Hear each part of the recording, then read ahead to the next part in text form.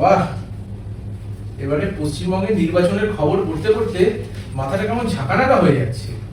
দেওয়ালে পিঠ থেকে গিয়েছে। দুষ্কৃতী ও পুলিশ আরে নমস্কার বাবু। হ্যাঁ, আসুন আসুন আসুন আসুন। ভোট তো সামনে চলে এলো। আরে ভোটের খবরই পড়ছিলাম। ও, ভোটের খবরও পড়ছে। দেখ বাঘা কে এসছে।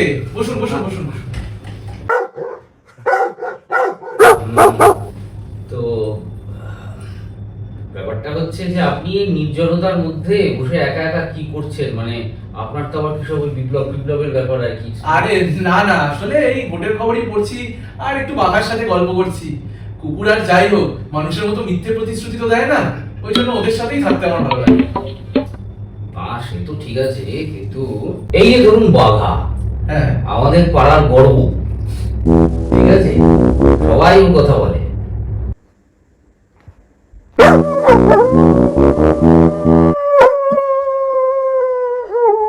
তো এই এই এই দেখুন, ঠিক ঘেউ করে ও কিন্তু সমর্থন জানানো, ঠিক আছে, নেতাকে সবাই সমর্থন জানায়।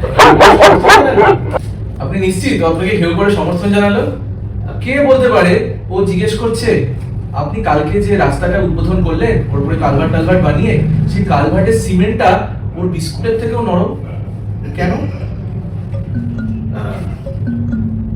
কিন্তু মানে সমর্থন তো মানে ও একটু জানালোই না, এটা সমর্থন না, এটাকে বলে চাওয়া পাওয়ার রীতি।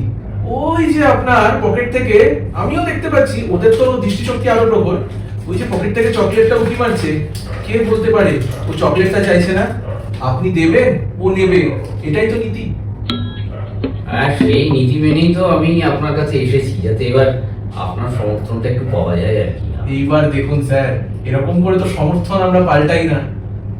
বাঘার কথা বললাম, বাঘা কিন্তু ওর দিক থেকে সৎ। ওর ম্যানিফেস্টো হচ্ছে ওর কাছে যে প্রভু, ওর কাছে সেই প্রভু। সকালে বিকেলে প্রভুও চেঞ্জ করে না আপনাদের মতো।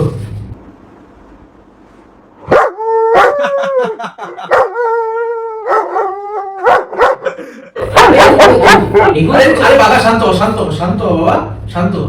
আরে কিছু মনে করবে না, ও একটু আপনার কাছে একটা প্রশ্ন জানতে চাইছে। কি কি কি কি প্রশ্ন? আরে আপনি আগেরবার বললেন না যে আপনি ক্ষমতা এলে ওদের জন্য কি যেন বানাবেন বলেছেন? হ্যাঁ, ডগ পার্ক বানিয়ে দেবেন। ডগ পার্কের জন্য আপনি জমিও বলে দিলেন। ও বাবা, সেখানে তো আপনি নিজের দলের লালু হলুদের জন্য সুন্দর একটা গ্যারেজ করে দিয়েছেন। তো ডগ পার্কটা কোথায়? ওটা যাবে কোথায়? ওটাও হবে মানে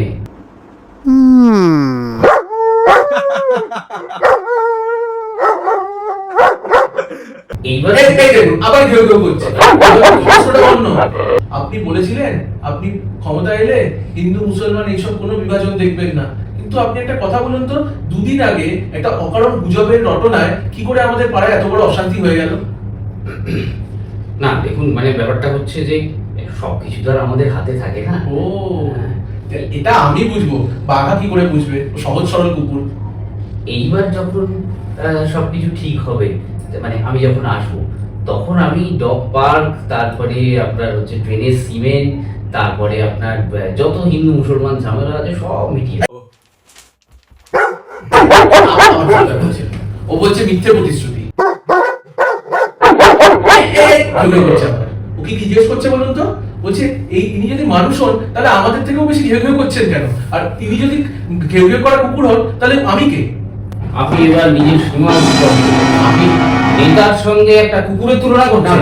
আমি না, বাঘা জিজ্ঞেস করছে। আপনি তো এখনই বলে দেখছেন তো আপনি। তাহলে আপনি আমাদেরকে আর সমর্থন দেবেন না, বুঝতে পেরেছি। বাবা, এই কথা তো বলিনি। বাঘার কিছু প্রশ্ন ছিল শুধু।